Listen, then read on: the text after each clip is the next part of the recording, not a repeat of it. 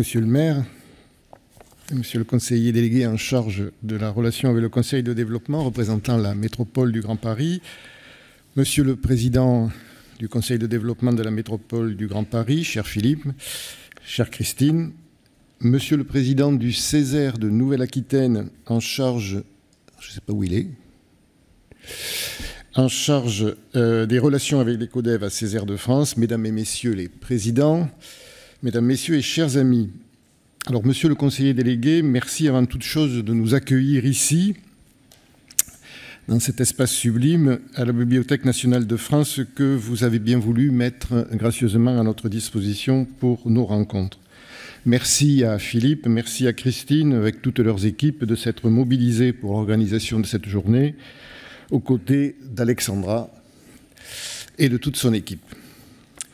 Nous avons décidé de nous retrouver aujourd'hui autour d'un sujet ambitieux que nous avons intitulé « Les promesses de la démocratie intercommunale ».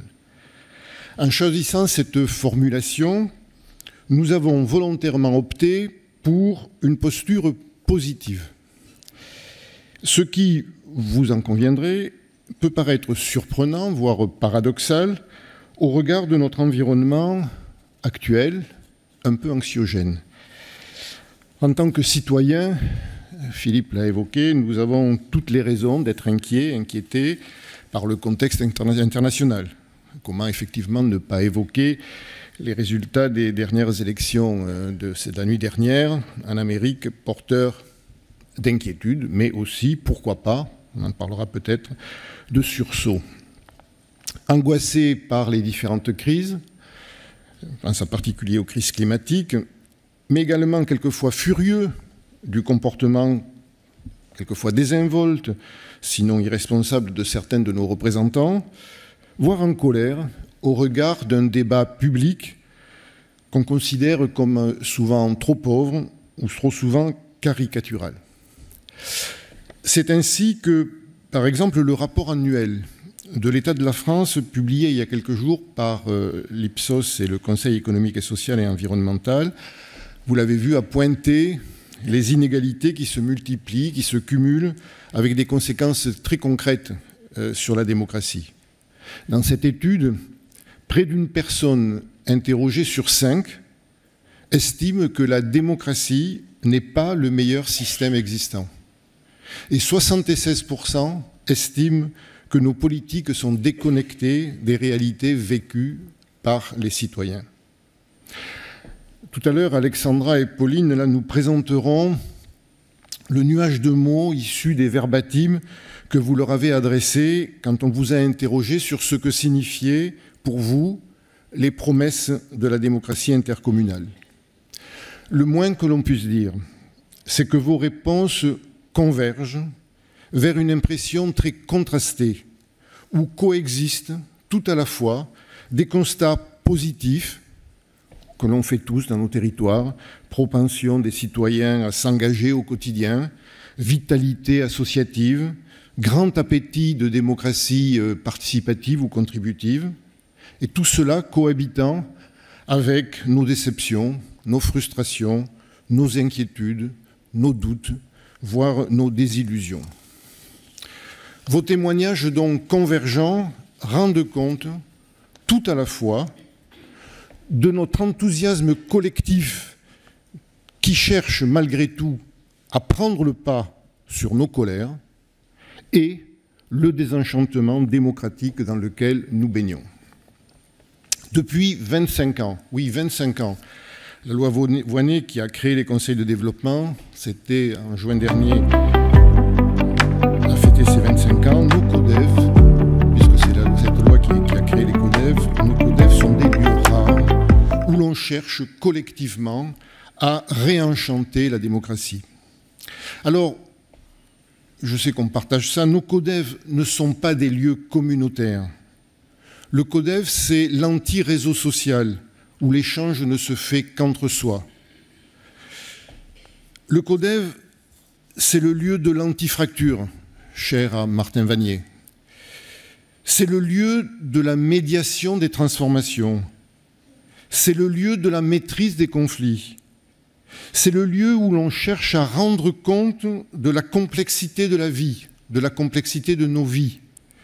C'est le lieu qui intègre, c'est le lieu qui rassemble, c'est le lieu de la concertation de tous les futurs désirables. C'est le lieu de la fabrication des compromis, c'est le lieu qui nous aide, là aussi pour reprendre une expression de Martin Vanier, qui nous aide à relier autrement. Et Martin nous dira peut-être tout à l'heure si nos CODEV sont des lieux de la reliance.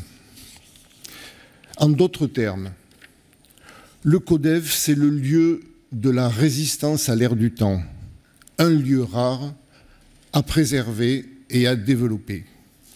Et évidemment, en disant cela, je ne peux m'empêcher de passer sous silence, d'évoquer les velléités de certains parlementaires qui, dans le cadre du débat budgétaire actuel, cherchant à réduire les dépenses publiques, proposent de supprimer les instances consultatives que sont le CESE et le Ceser, pourquoi pas demain les CODEV, parce que jugés inutiles et archaïques, alors que nous pouvons, nous, en témoigner, la modernité, l'efficacité de l'action publique et le renouveau démocratique exigeraient de revivifier toutes ces instances consultatives à toutes les échelles territoriales dans un continuum démocratique.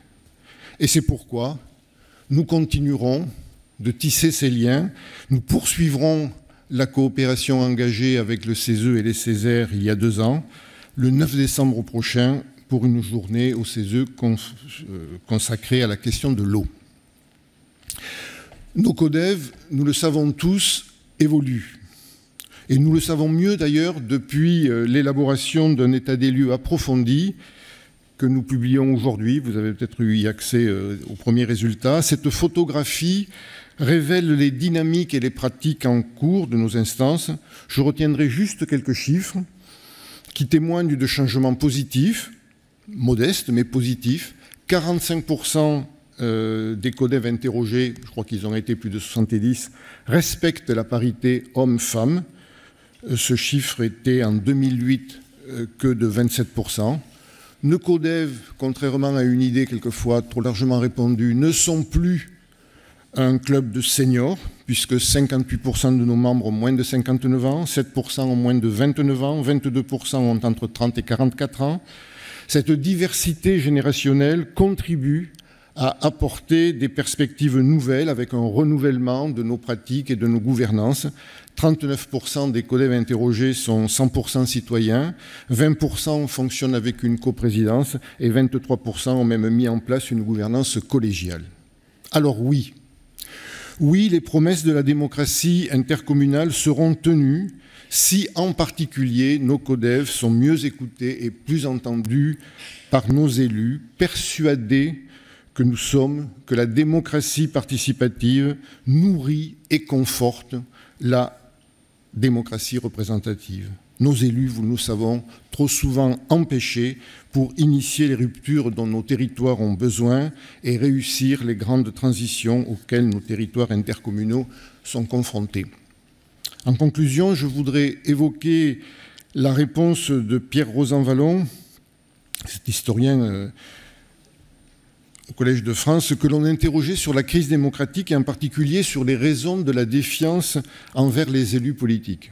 Il disait, je cite de mémoire, « Si les politiques ne sont plus écoutés, s'ils ne sont plus jugés légitimes pour nous représenter, c'est parce qu'ils ne racontent plus la vie des gens. »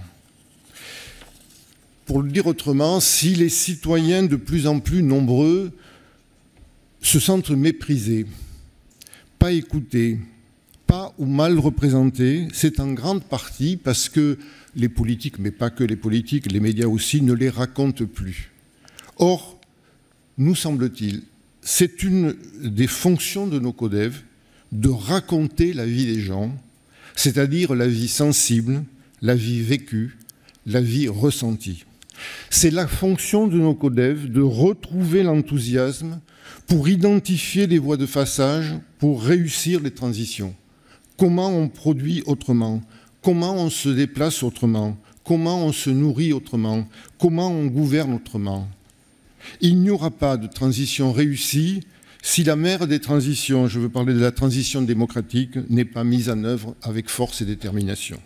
Et ce faisant, accessoirement, à l'échelle de tous nos territoires, nous pourrons contribuer modestement à nourrir un débat apaisé, exigeant, quelquefois rugueux, mais toujours respectueux, et ainsi contribuer à définir un horizon désirable et permettre le retour de la confiance dans l'avenir. Je vous remercie. Bon travail.